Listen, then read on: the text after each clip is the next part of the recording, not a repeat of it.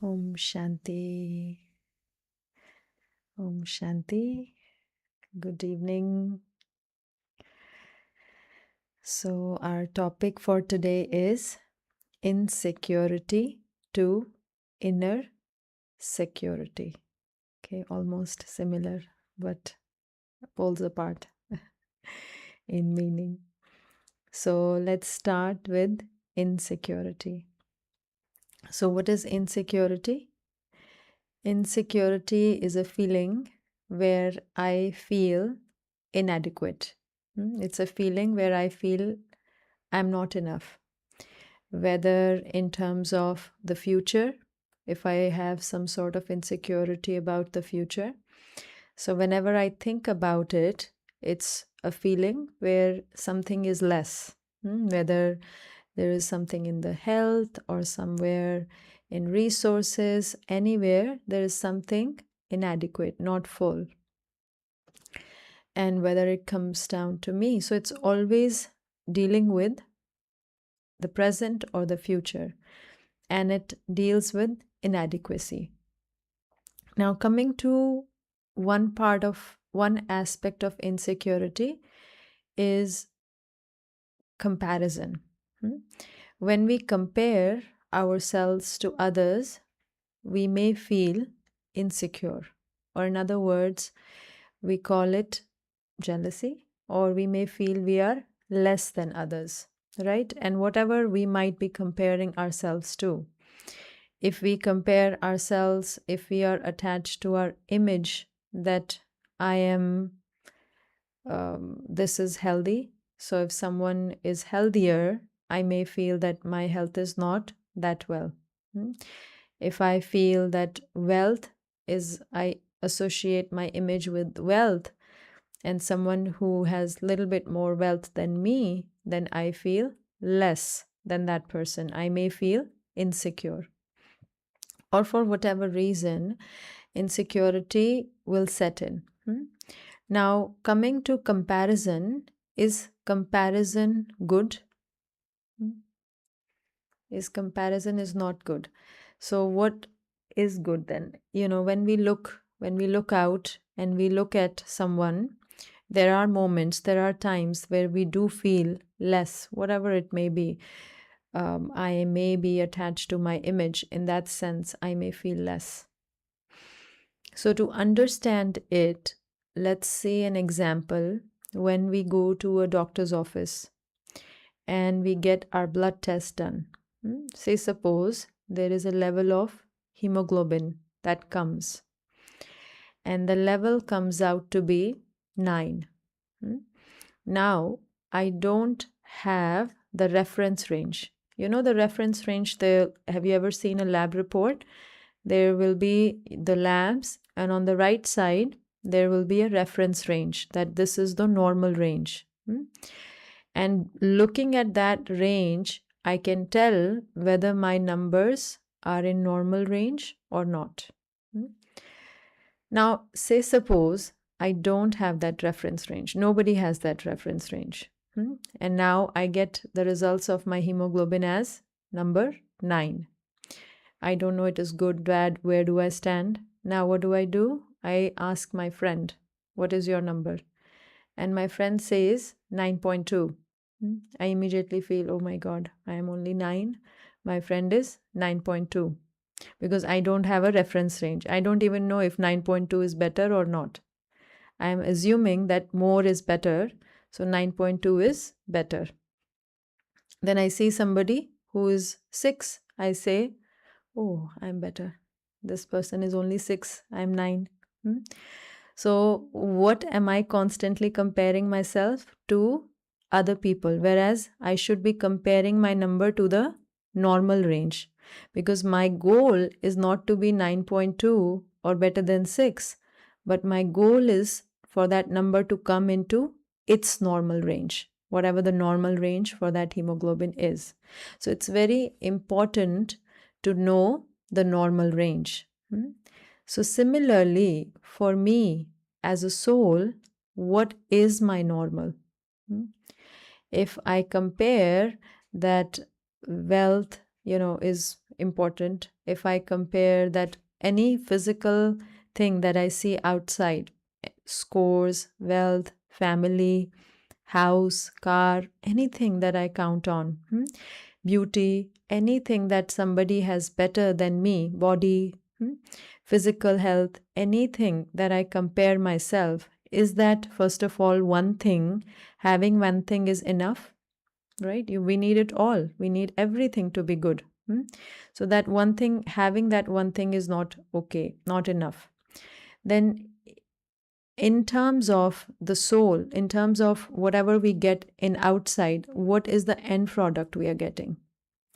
If I have good health, if I have good wealth, if I have good family values, everything I have good, what is my destination? What I'm trying to be? I'm trying to be happy at the end of the day, right? Or why I'm doing all of this, why I'm getting towards it, because I want to be happy. Even if I have everything, I want to be happy and at peace. These two things. So it's the end result. If I get this, then I'm happy. If I get this, then I'm peaceful. Then I'm at peace. So I am accumulating all of these for an end result to be happy.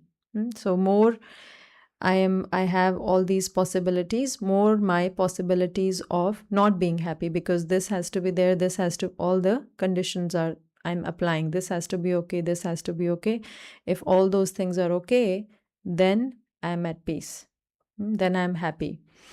And in Raj Yoga meditation, the first thing that we learn that the soul, the innate quality, the true quality of the soul is peace, love, happiness, power. The first lesson. Now, if I get wealth, I'm not getting happiness, I get power, right? With wealth, you can buy things, you can do whatever. So that's only one aspect. There's only power, and that too limited. So knowing my normal range, that as a soul, my full and eternal place is that I am full of peace. I am full of power. I am full of love. Yes, I may not be experiencing it, but I can experience it and increase it. The other thing about it is fear. One time I asked a person in real life, and this person was always a topper since class 1. Topper in class, then got scholarship in school. Back in those days, scholarship wasn't available in school. Still, this person was able to get college, topper, received scholarship in college, then was called to US for a scholarship program, and then so forth. Even till today, this person is very successful. So I asked her that, how come you always came first? You never had a second rank, always came first. So what did you do? So I asked. So she replied that I never studied to come first. I always studied so that I don't fail. Meaning there was that fear of failure, which I think might not be the only thing, because if it's the fear becomes a phobia, you won't go for it again. There's something that you're getting also, that you're again going into it. So when there is a fear of something, there's also the insecurity I don't want that to happen. What if that happens? And that what happens when we think of a situation in future, what if that happens, we get frozen. Oh, what will happen? We get frozen in that scene. We are not even able to think beyond that, what will happen. And what does psychology say? Even in Brahma Kumaris at the spiritual practice, they say, visualize the worst. The worst. Why? And even in psychology, they say, see what is the worst that will happen in case of the fear that you have. Say, suppose there's a fear of flying. What is the worst that will happen? Okay, it'll stop. I'll start screaming. Something will happen. I'll have a heart attack. What is the worst? Okay, so worst is even if, okay, I will die. Okay, then what? Then what? So go beyond that. Then what? So when we do, we are able to see that it's really, see ourselves in a place that it's really not a big deal. Even if that happens, all I need to do is, am I prepared for it? They say, prepare for the worst and hope for the best.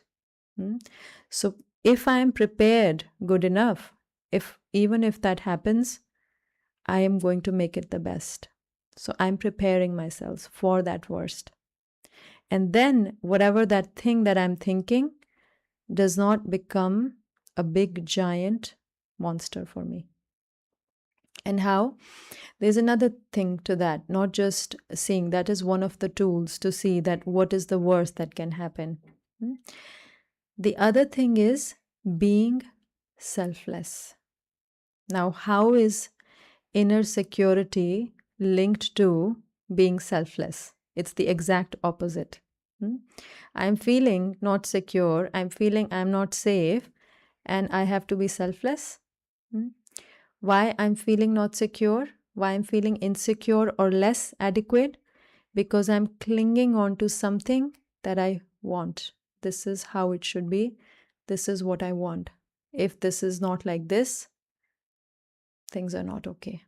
So when I become selfless, I let go of my desire or my way of thinking. I let go. When before becoming selfless, I would have to let go it, because only then I can become selfless, right? If I have to become selfless, first I have to let go of something, because that is the selfish need I have. That is something selfish I'm holding. I need this. This is important for me. And this is what I want. This is the right thing. In this case, imagine there are two kids, two toddlers. They both have one piece of chocolate, and they have to give it.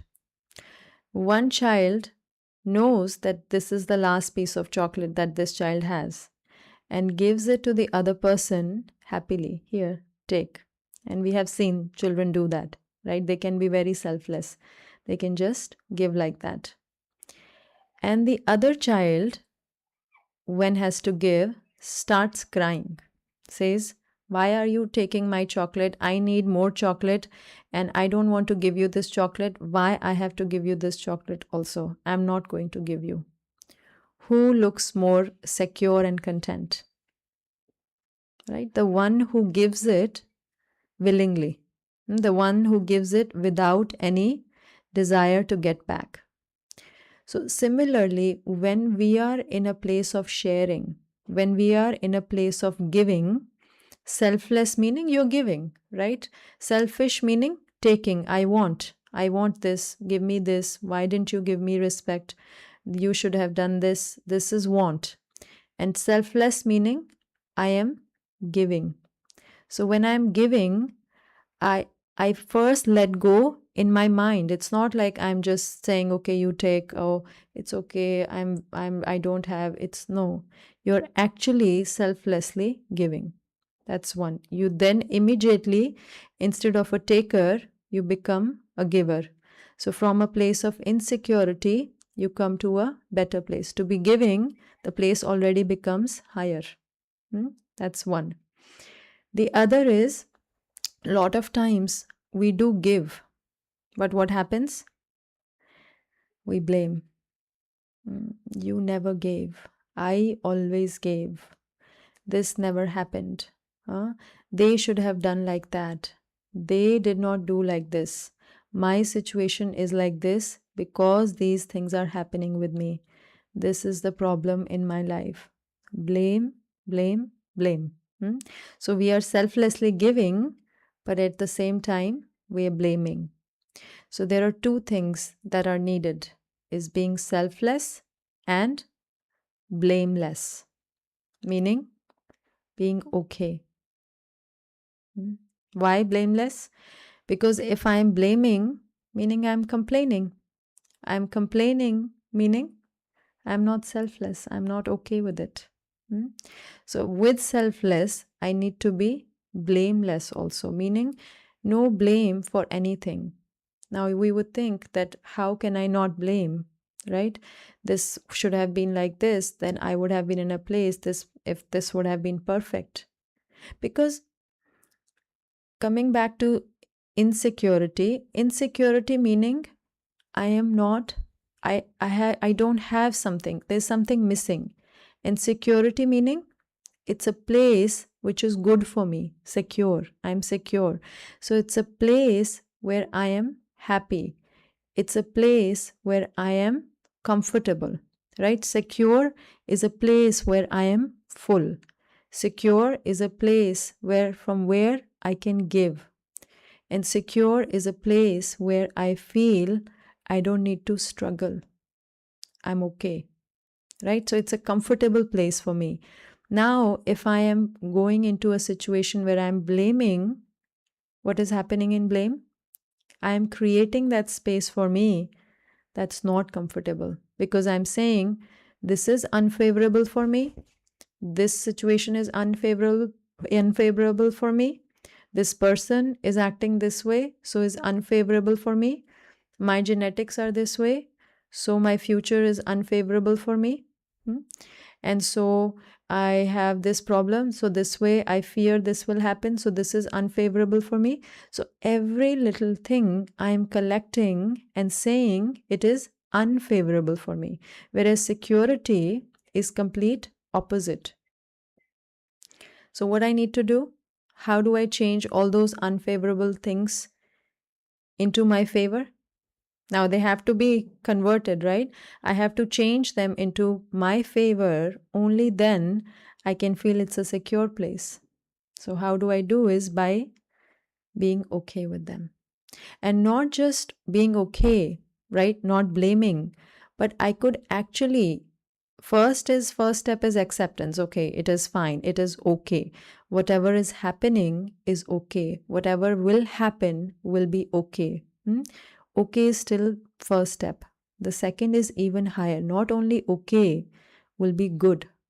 So whatever is happening, there is benefit for me.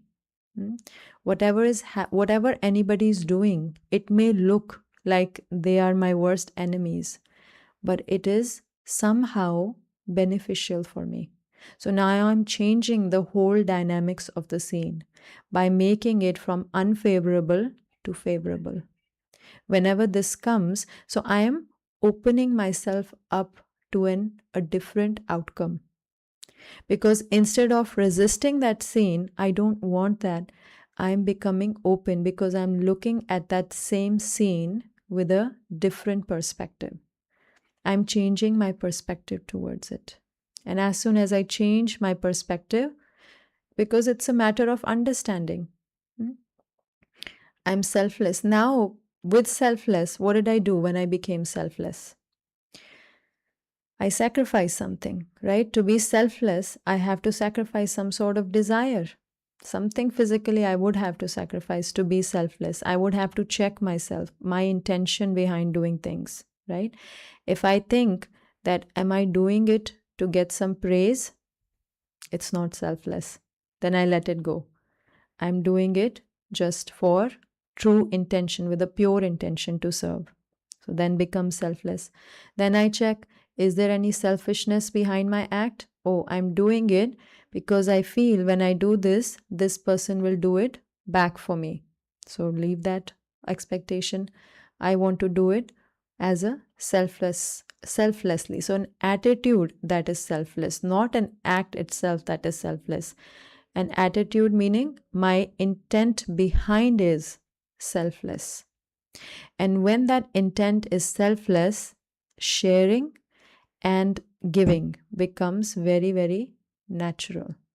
And when sharing comes, I don't need to be secure. I'm already at a place where I'm secure because I'm already sharing, because I checked my intent. The purer my intent becomes, the more secure, because pure intent has power. Pure intent is close to truth, and so it holds power. And more my intention becomes pure, and it's very deep. It may seem, yeah, my intention is pure, but if I check what is my intent behind it, a lot of time intent is just to do the task. When we go to work, a lot of time intent might be, I just have to finish the work and go home. There is no intent. There is just the intent of finishing the work. If I'm at work, can I change that intent into a pure intent, a selfless intent? Whatever I'm doing, I want to do it selflessly, not to just get my paycheck and come back home. If I have a selfless intent, that whole act becomes a place where I am content with what I'm doing. I'm not complaining about, I just have to go to work. I come from a place where I'll be content. And if I'm content, I'm already adequate. I'm full. I don't feel that I am lacking something. And then there is this attitude of facing, right? When there is a fear, we talk that think about the worst thing. But also, say, suppose there's actual situation that has come, and I feel that in that moment, I may not be adequate. What do I do in that situation? How do I face that situation in that moment? Yes, I can be selfless, same thing. I can be blameless. It will definitely give me power. But at the same time, trusting myself, appreciating myself, and focusing on my values. So, holding on to a value, like being selfless, is a value. I'm holding on to it.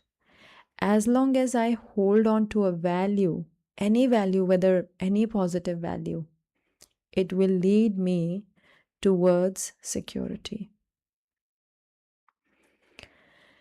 And the ultimate security that we get, the security that, even from this understanding gives me security because it is all happening at the level of understanding.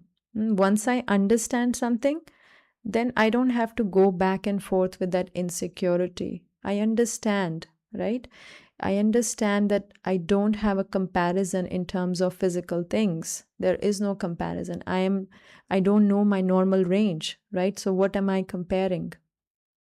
My normal range is that I'm full of peace. I'm full of happiness, full of love. That is my normal range. Am I there?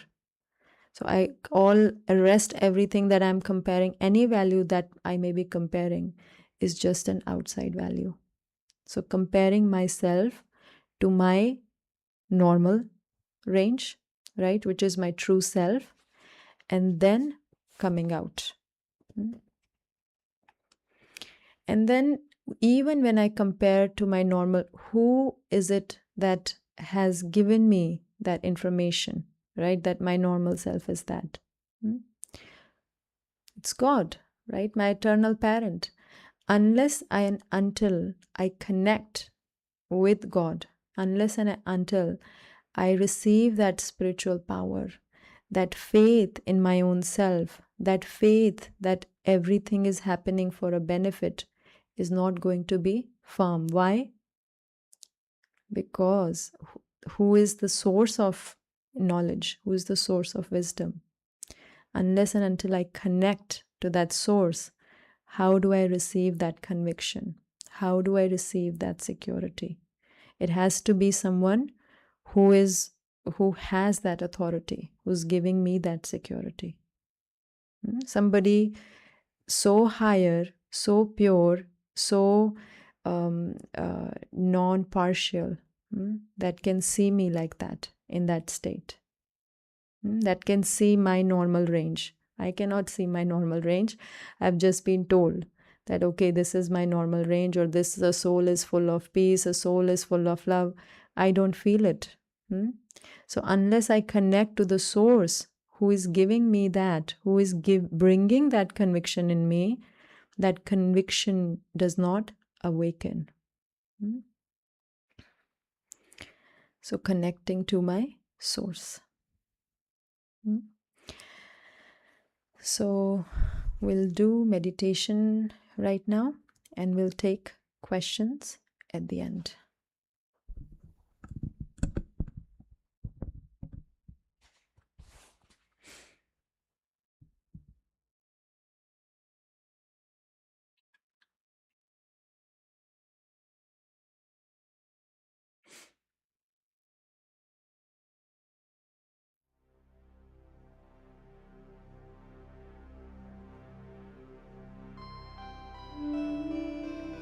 Om Shanti.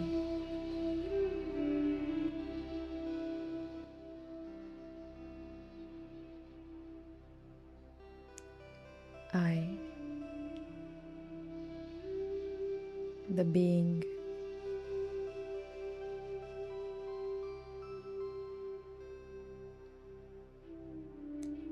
am full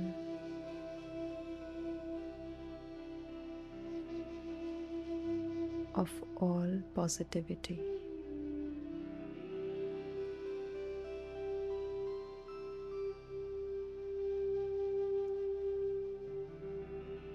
I let go of any desires that I am clinging on to, anything that I feel that it shouldn't be this way. I let go of that, and I face that scene that I fear with dignity, inner strength, and a selfless attitude, a pure intent.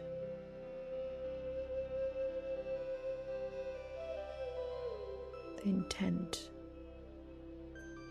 to serve and share.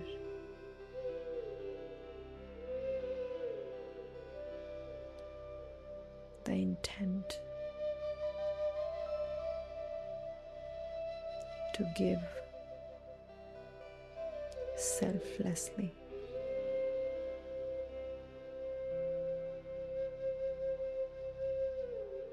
Removing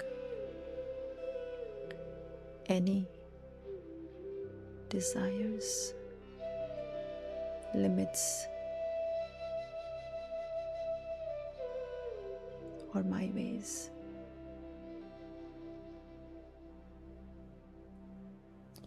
I am okay with everything around me. No blame to any person.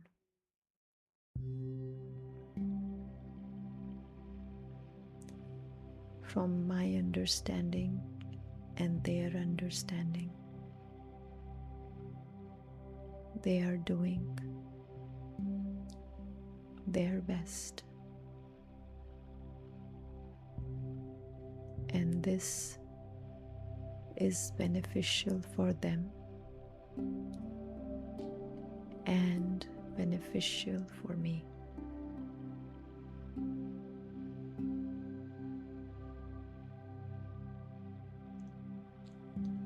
I am okay, even if people are blaming me. It is their perspective.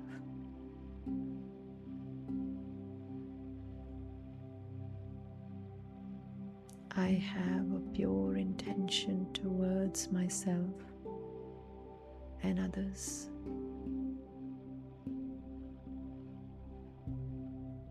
Serving from this place of dignity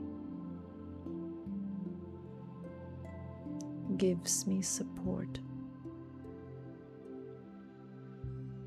increases my strength and resilience.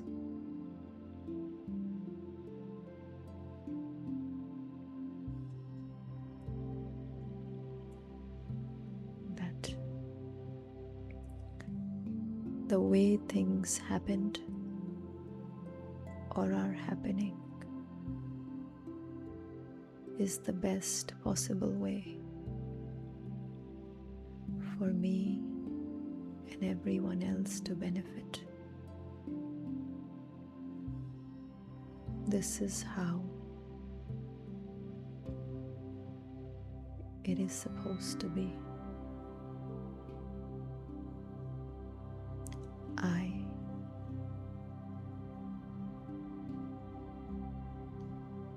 do not blame myself also. I did whatever I thought was the best according to my capacity. And I am still doing my best. And in the future also, if it's a situation that I fear, now I visualize myself being a hero in that scene that I fear.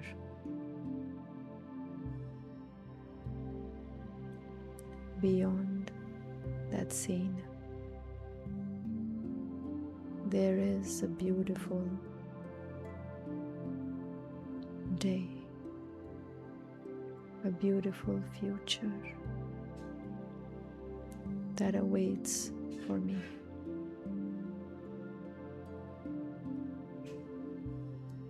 I,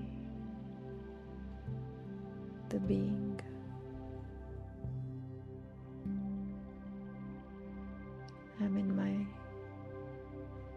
I am in the hands of my eternal parent.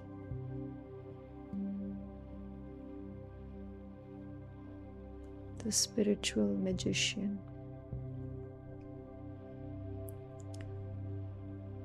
This magician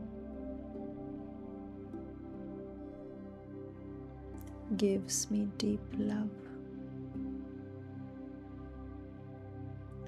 accepts me truly,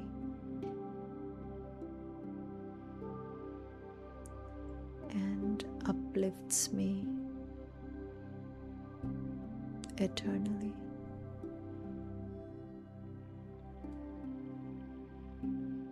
This upliftment, this support, and this love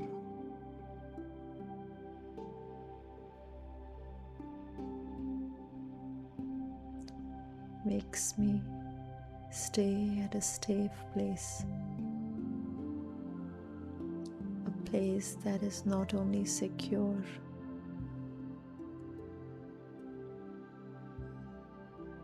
but is full of happiness, of love.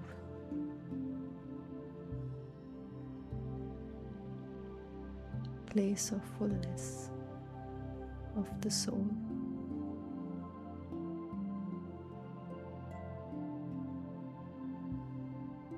There is no one in this world that is capable of giving me these treasures.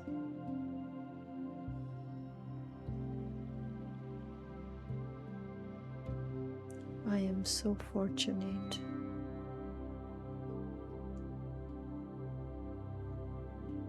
to have met my eternal parent, the beautiful spiritual magician, who in a second changes my life from being empty to full, insecure to secure.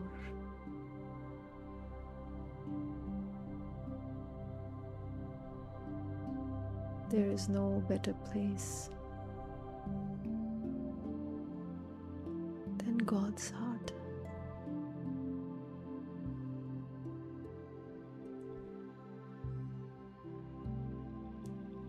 My eternal parent has constant love for me, constant respect for me, that I don't need to receive it from out there, from people, from things, from situations. This true love fills me up.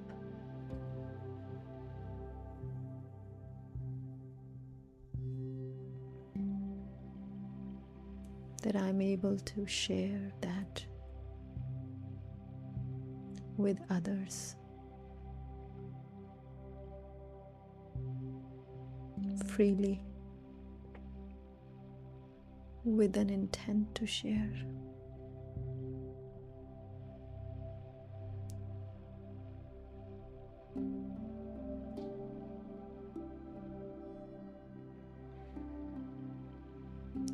Falling rays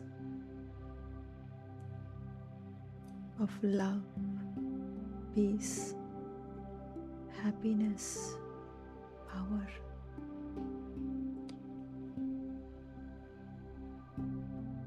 Makes me full.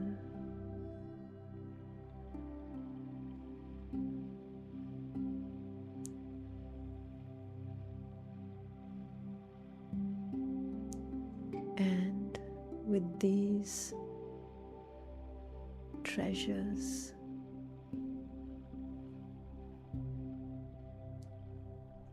I am at a place which is secure, safe, free from complaints, free from desires.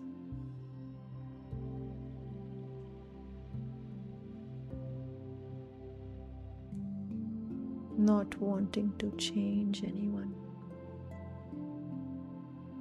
but understanding and ready to share these treasures with others. I understand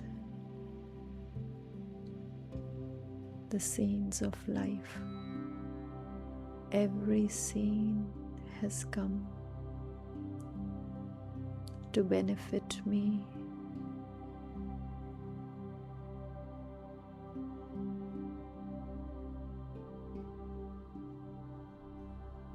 Every scene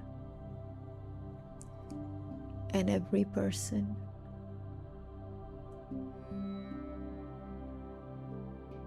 has come to make me stronger, to take me closer to my true destination.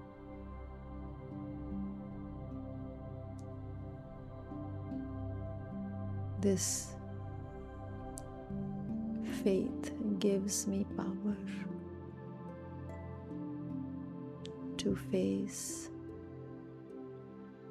anything and everything.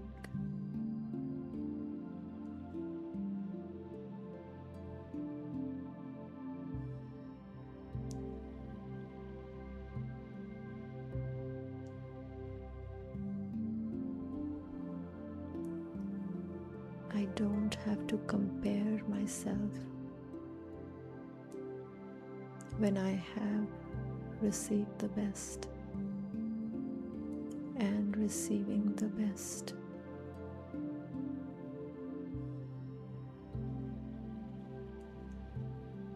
There is nothing better that I can ever receive. The best of God's virtues are with me. God's power, God's love.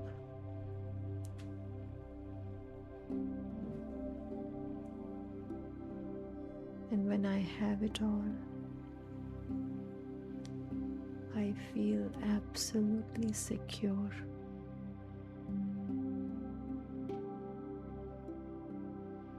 Ready to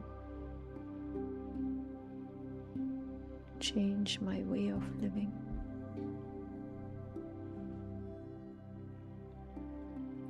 Ready to see everything with a new perspective. Come. This is for my benefit. Any scene. This is for everyone's benefit. The bigger the challenge, the higher the benefit.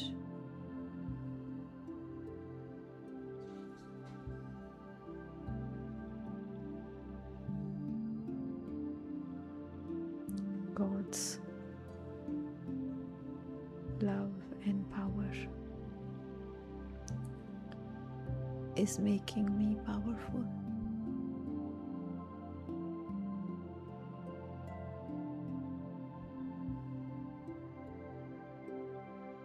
Now, I take these two values whenever I feel insecure or inadequate. I use being selfless and blameless. And from there, increase my power to remain happy in that moment and secure. Om Shanti.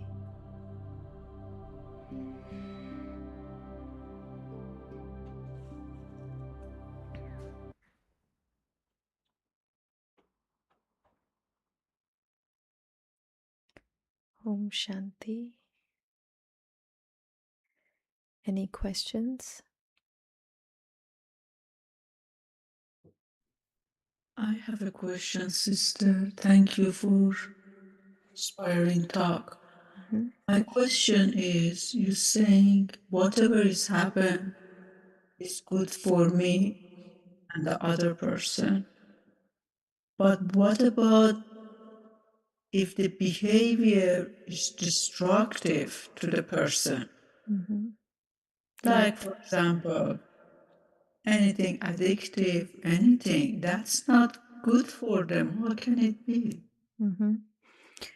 So it's good in the long run. So it starts with the faith that this would be, even though at an outside level it looks bad. But when I work with that, first of all, I leave my expectation that this is how it should be okay. Everyone has their own course in life. And when I understand that this is their course for going towards their goodness, right? There we have to stumble. When somebody falls, we say, how can they fall and they sustain an injury is bad for them. When they fall, when a child falls multiple times, that's when they start walking. And this is in a very small way, we thinking this shouldn't be there. This is wrong. This is the whole thing, blameless, right? That whatever is happening is wrong. So I feel that, okay, it is, even though in this moment I may not be able to understand, but there is some hidden benefit that is beneficial eventually for that being. When I keep that faith, then when I work with that faith, that becomes my foundation and I kind of dwell on it. If I start with, it is bad for this person, it is bad, then everything that happens around it, I see is this is bad, this is bad, this is bad. So it keeps that person in a very unfavorable situation from my perspective. So if I see, okay, it will get better, it has to eventually get better. It will. So, going from that place of faith that somewhere, somehow, it may come out to be beneficial, right? When people leave some sort of addiction, they come out way stronger and way wiser. And it's not that they don't. When they have that faith, if that person is not able to have that faith, and now I also lose that faith, how will that person develop that strength? So, keeping that, okay, it's understandable that things are not okay to look, but keeping that faith that in the long run, this is a step forward for their benefit.